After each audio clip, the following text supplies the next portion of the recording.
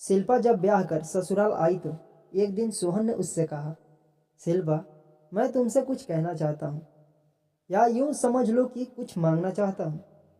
हाँ बोलो ना, क्या बात है सोहन। शिल्पा, मैं जानता हूँ तुम इतनी पढ़ी लिखी हो और आजकल हर लड़की अपने पैरों पर खुद खड़ी होना चाहती है। हो सकता है तुम भी यही चाहती हो। सोहन, तुम कहना क्या चाहते हो, मुझे खुल कर बताओ। शिल्पा, यदि हो सके तो तुम नौकरी मत करना। माँ का पूरा जीवन ही बीत गया सबके लिए करते हुए। मैं चाहता हूँ कि उन्हें भी अपनी बहू के आने के बाद थोड़ा आराम मिले। मैंने देखा है शिल्पा, पहले हमारा संयुक्त परिवार था। चाचा चाची ताऊ ताई और सबके बच्चे साथ ही रहते थे। जब तक वे साथ रहते थे तब तक ताई और चाची हमेशा काम से जी चुराती थी और पूरा काम माँ के ऊपर ही आ जाता था। काम वाली क्यों नहीं लगाई सोहन? काम वाली तो सिर्फ बर्तन और पोछा करने के लिए ही थी ना शिल्पा। लेकिन घर में कितने काम होते हैं तुम तो जानती ही होगी। परिवार यदि संयुक्त है तब तो पूछो ही मत। माँ को हमेशा सबने बहुत ही हल्के में ले लिया था। सब उनसे अपना काम निकलवा लेते थे। माँ बेचारी कभी भी किसी को मना नहीं कर पाई। शिल्पा, काम वाली तो हम और काम के लिए भी रख ही सकते हैं, लेकिन दिन भर यदि माँ को तुम्हारा साथ भी मिल जाएगा तो उन्हें भी अच्छा लगेगा। शिल्पा, यह कोई ज़बरदस्ती नहीं है, यह केवल मेरे मन की बात है जो मैं चाहता हूँ। अगर यदि तुम ऐसा नहीं करना चाहती हो तो कोई बात नहीं। माँ तो जब तक उनके हाथ पाँव चलेंगे तब सब संभालती ही रहेंगी। शिल्पा ने कहा, यदि ऐसी बात है तो मैं नौकरी के बारे में कभी सोचूंगी भी नहीं। मैं उनका पूरा ख्याल रखूंगी। सोहन ने खुश होते हुए कहा, थैंक यू शिल्पा, लेकिन तुम घर से जो चाहो कर सकती हो, जिसमें तुम्हें रुचि हो। शिल्पा ने इसके बाद नौकरी के विषय में कभी नहीं सोचा। वह 11वीं तथा 12वीं के बच्चों की ट्यूशन लेने लगी। घर के काम काज के बाद वह बच्चों को पढ़ाती थी और इसके अच्छे खासे पैसे भी मिल जाते थे। शिल्पा घर का ख्याल भी रख रही थी और कमा भी रही थी। वंदना और शिल्पा बड़े प्यार से मिलजुल कर काम करते थे। इसी बीच वंदना के छोटे बेटे सोहन का विवाह तय हो गया। मोहन को काफ़ी समय से अलका नाम की लड़की पसंद थी और दोनों शादी करना चाहते थे। जब वंदना को पता चला तो उन्होंने अजीत से कहा। अजीत को लव मैरिज से कोई आपत्ति नहीं हुई। अजीत ने कहा, बस लड़की ऐसी हो जो हमारे परिवार में निभ जाए, तुम्हारी तरह शिल्पा का हाल ना हो, बस ठीक है, चलो फिर करो तैयारियाँ। अलका और मोहन का विवाह हो गया। वंदना केवल इतना चाहती थी कि जैसे शिल्पा परिवार में घुल गई है वैसे ही अलका भी घुल जाए, लेकिन वैसा नहीं हुआ। छोटी बहू अलका शिल्पा से एकदम अलग थी। अलका ने पहले दिन से ही अपना रंग दिखाना शुरू कर दिया। वह बहुत कामचोर थी। रोज आराम से सोकर उठती, अपने कमरे से बाहर आती और डाइनिंग टेबल पर बैठ जाती। ऑफिस के लिए सोहन और मोहन के साथ अब लड़का का भी टिफिन तैयार होने लगा।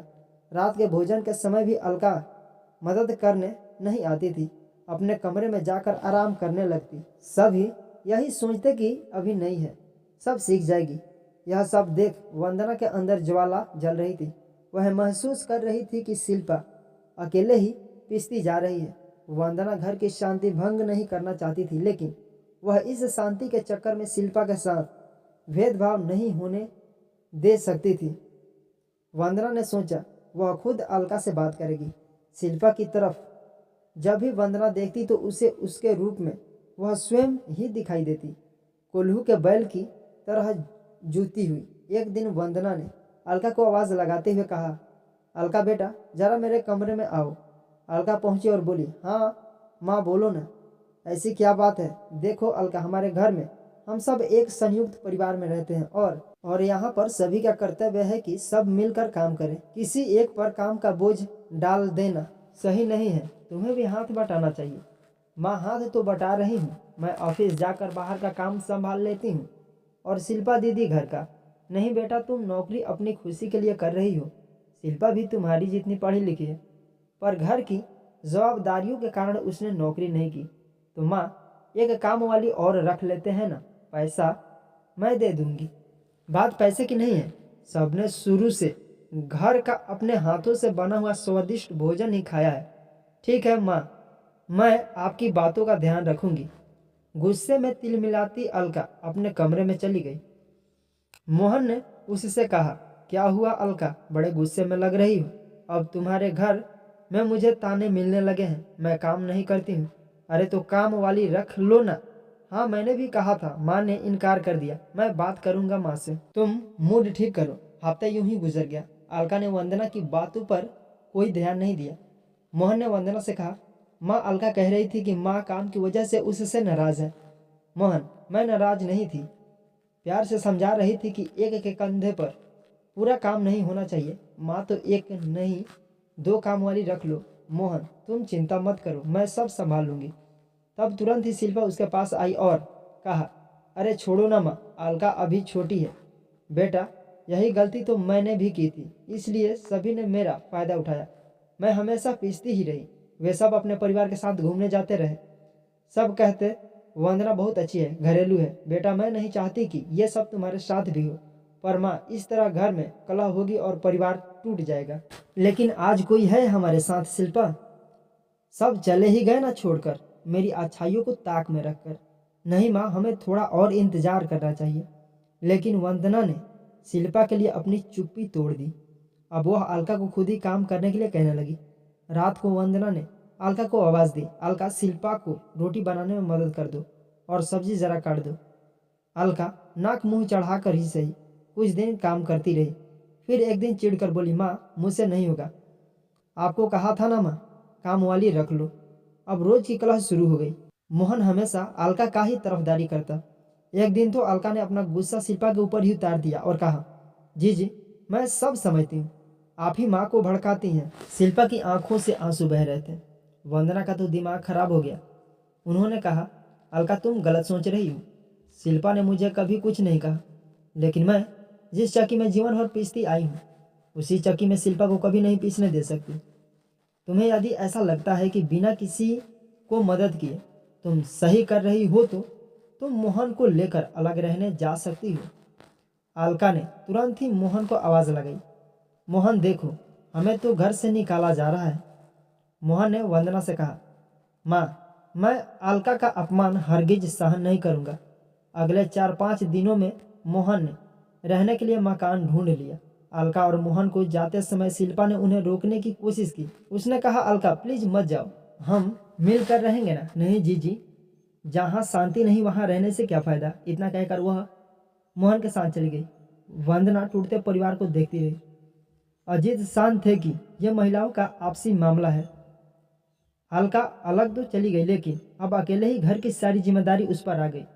दूध, सब्जी, भांजी, अनाज सब उसे ही ध्यान रखना पड़ता। वहाँ तो यह सब शिल्पा देख लेती थी। अलका ने कुछ दिन शौक में यह कर लिया, लेकिन अब उसको परेशानी होने लगी। काम वाली बाई ढंग से काम नहीं करती, उस पर भी नज़र रखनी पड़ती थी। खाना बनाने वाली के हाथ का खाना ना मोहन को भाता ना अलका को। वंदना और शिल्पा के हाथों का बना स्वादिष्ट खाना उसे दोनों समय याद आता। मोहन को अब अपने परिवार की जुदाई बहुत खल रही थी। अलका भी कहाँ खुश थी। एक दिन मोहन ने कहा, अलका यह तो बहुत ही मुश्किल हो रही है, काश तुमने थोड़ा समझ लिया होता। माँ थोड़ी सी मदद ही करने को तो बोल रही थी, तुम भी तो थे ना वहाँ, मुझे अकेले को दोष क्यों दे रहे हो। अब उन दोनों के बीच झगड़े शुरू हो गए। इसी बीच अलका प्रेग्नेंट हो गई। उसने अपनी मम्मी को बुला लिया। मम्मी कुछ दिनों के लिए आ गई, लेकिन वह 15 दिन रहकर ही वापस अपने घर चली गई। मोहन कई बार शाम को वंदना के पास आकर रात का खाना खाने लगा। जब उसने वंदना को बताया कि अलका प्रेग्नेंट है तो पूरे घर में खुशी की लहर दौड़ गई। वंदना ने कहा, वहाँ उसका ख्याल रखने के लिए कोई नहीं है, यदि तुम दोनों चाहो तो यहाँ आकर भी रह सकते हो। मोहन कोई जवाब न दे पाया। जब वह घर गया तो उसने अलका से पूछा, अलका क्या हम वापस घर चलें? ये क्या बोल रहे हो? अब इस तरह जाने में क्या हमारी पहले की तरह इज्जत रह पाएगी? मैं जाने के लिए तैयार नहीं हूँ। वंदना और शिल्पा जानते थे कि अलका का अभिमान उसे वापस नहीं आने देगा। उन्होंने हर रोज मोहन के हाथ से अलका के लिए कुछ ना कुछ उसकी पसंद की चीज़ें भेजना शुरू कर दिया। अलका ने फिर अपनी मम्मी को आने के लिए फ़ोन लगाना शुरू कर दिया। एक दिन अलका की भाभी जया ने अपनी सास से कहा, मम्मी अलका दीदी गलत हैं, ऐसे में आप उनका साथ देंगी तो उन्हें कभी अपनी गलती का एहसास नहीं होगा। अलका की मम्मी ने कहा, जया तुम ठीक कह रही हो, लोग कहेंगे माँ ने अच्छे संस्कार नहीं दिए। इसलिए जब अलका ने अपनी माँ को फ़ोन करके बुलाया तो उन्होंने आने से मना कर दिया। अलका का चेहरा उतर गया। अलका की तबीयत खराब हो गई। मोहन ने वंदना से कहा, अलका बीमार है, मोहन उसे लेकर यहाँ आ जाओ, हम उसका पूरा ख्याल रखेंगे। मोहन ने अलका से कहा, माँ कह रही थी कुछ दिन के लिए वहाँ चलकर आराम कर लो, तुम्हें क्या लगता है सबको छोड़कर हम दोनों अकेले रह लेंगे? माँ पूरी जिम्मेदारी उठाने के लिए तैयार है। मोहन के इतना समझाने से अलका मान गई और 15 दिनों के लिए वे घर पर आ गई। सभी बहुत खुश थे। वंदना और शिल्पा अलका का बहुत ख्याल रख रही थी। अलका हैरान थी कि उसकी गलतियों के बाद भी वे उसका कितना ख्याल रख रहे हैं। एक दिन उसने शिल्पा से कहा, जी जी थैंक यू, आप लोग कितना कर रहे हैं मेरे लिए। शिल्पा ने कहा, हम एक दूसरे का ख्याल नहीं रखेंगे तो और कौन रखेगा। अलका अब अच्छा महसूस कर रही थी और अब वह वापस अपने घर चली गई। बीच बीच में हर रविवार मोहन और अलका वंदना के पास आते रहते थे। 9 माह के बाद अलका ने एक बेटे को जन्म दिया। 15 दिन के लिए उसकी मम्मी मीना भी आ गई। वंदना ने मीना के जाने के बाद अलका को फिर से अपने घर बुला लिया ताकि देख रेख में कोई कमी न रहे। बच्चा धीरे धीरे 3 माह का हो गया। एक दिन अलका ने वंदना से कहा, माँ अब मैं संभाल सकती हूँ, मुझे जाना चाहिए। अलका, यह घर तुम्हारा है, तुम यहाँ रह सकती हो, कभी भी संकोच मत करना। अलका ने कहा, माँ मैं जानती हूँ। अलका और मोहन फिर अपने घर चले गए। अब अलका का ऑफिस शुरू हो गया। बच्चे को ऑफिस जाते समय अलका ससुराल में छोड़ देती। वंदना और शिल्पा बच्चे का पूरा ख्याल रखते। धीरे धीरे काफ़ी जवाबदारी वंदना और शिल्पा पर ही आ गई। एक दिन अलका ऑफिस से सीधे अपनी माँ के घर गई। वह डोर बेल बजाने ही वाली थी कि उसे भाभी की आवाज़ आई। वह मम्मी से कह रही थी, गलती तो अलका दीदी की है, पिंकू की सारी जवाबदारी शिल्पा भाभी और आंटी पर ही तो है। अलका दीदी तो पिंकू को छोड़कर सुबह ऑफिस चली जाती हैं। ये तो वह लोग बहुत अच्छे हैं मम्मी, जो दीदी के इतने खराब व्यवहार करने के बावजूद सब कर रहे हैं। अपनी मम्मी और भाभी का यह वार्तालाप सुनकर अलका की रूह कांप गई। उसका हाथ अपने आप ही डोर बेल से नीचे आ गया और वह उल्टे पांव वहां से चली गई। वह रात भर सो नहीं पाई। उसे बार बार वही शब्द कानों में सुनाई दे रहे थे। उन शब्दों की गूंज उसके मन मस्ती को भेद रही थी। वह सुबह उठी तो उसने मोहन से कहा, मोहन मुझे घर ले चलो इसी वक्त। क्या हुआ अलका, काफ़ी उदास दिख रही हो। मोहन प्लीज कुछ मत पूछो, मुझे लेकर चलो। ठीक है अलका चलो। पिंकू को गोद में उठाकर अलका मोहन के साथ निकल गई। घर नज़दीक ही था। घर पर पहुंचकर उसने पिंकू को वंदना की गोद में देते हुए कहा, माँ यह लो आपका पोता, मैं रसोई में जा रही हूँ शिल्पा दीदी की मदद करने। वंदना भौचक्की होकर सुन रही थी, देख भी रही थी। अलका फिर रसोई में गई जहाँ शिल्पा खाना बना रही थी। अलका ने कहा, जी जी हटो, आज से रोज मैं भी आपको गर्मा गर्म रोटी बनाकर खिलाऊंगी जैसी आप सबको खिलाती हैं, पर आखिर में खुद ठंडी खा लेती हैं। शिल्पा ने उसकी तरफ देखा तो अलका की आंखों से आंसू बह रहे थे, जिसमें उन आंसुओं के साथ उसका पूरा अभिमान बहता हुआ साफ दिखाई दे रहा था। आंखों में वह अपनापन था जो इससे पहले कभी दिखाई नहीं दिया था। शिल्पा ने कहा, मेरी छोटी बहना पगली क्यों रो रही है? आज तो मेरी अलका बड़ी हो गई है, समझदार हो गई है। कहते हुए शिल्पा ने उसे सीने से लगा लिया। पिंकू को गोद में लिए वंदना रसोई के दरवाजे पर खड़ी यह दृश्य देख रही थी। तभी उसकी नज़र शिल्पा से मिली। तब शिल्पा ने कहा, देखो माँ, मैं ना कहती थी कि अभी अलका छोटी है, धीरे धीरे सब समझ जाएगी। आज हमारी अलका बड़ी हो गई माँ, और समझदार भी। अलका ने झुककर वंदना के पैर छुआ और कहा, माँ मैं गलत थी, अब मुझे समझ में आ गया कि अकेले रहना कितना मुश्किल है। यदि परिवार का साथ हो तो हर चीज़ आसान लगने लगती है। माँ मुझे माफ़ कर दो, मैं स्वार्थी हो गई थी। मेरा मेरा करने में हमारा शब्द तो मैं भूल ही गई थी। आज यदि कोई पिंकू को मुझसे दूर कर दे तो यह सोचकर ही मेरी रूह कांप जाती है, और मैं पागल मोहन को आपसे दूर करने चली थी। वंदना ने कहा, अलका काश तुम्हारी माँ की तरह यदि हर माँ अपनी बेटी को सही रास्ता दिखलाए तो फिर कोई अलका अपने मोहन को लेकर अलग नहीं जाए और कोई मोहन अपने माँ बाप से जुदा ना हो पाए।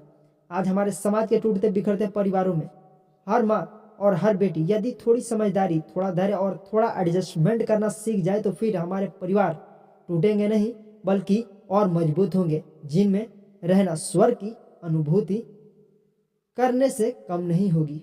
आज हमारा परिवार उसी सुख को महसूस कर रहा है। मैं सोच रही हूँ कि मैं कितनी भाग्यशाली हूँ। बेटा, अब मुझे क्या चिंता, अब तो हम दोनों को दादा दादी बनकर दोनों के बच्चों को ही संभालना है। बाकी सब तो मेरी दोनों बेटियां ही संभाल लेंगी। अब मैं रसोई से रिटायर होकर दादी का फर्ज निभाऊंगी। अब तो एक नहीं, मुझे दो दो को संभालना होगा। अलका ने दंग होते हुए पूछा, माँ यह क्या कह रही हैं आप?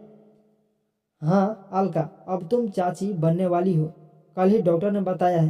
अलका ने फिर से शिल्पा को गले लगा लिया। शिल्पा और अलका दोनों वंदना के पास गए और दोनों उनकी बाहों में ऐसे लिपट गए जैसे वही उनकी माँ हो। यह दृश्य देखकर सभी खुश थे, लेकिन मोहन की खुशी का ठिकाना ही नहीं था। यह कहानी आपको कैसी लगी हमें कमेंट करके जरूर बताएं, और ऐसी ही नई नई कहानियाँ सुनने के लिए हमारे चैनल को सब्सक्राइब जरूर करें। थैंक यू दोस्तों इस वीडियो को पूरा देखने के लिए और सुनने के लिए।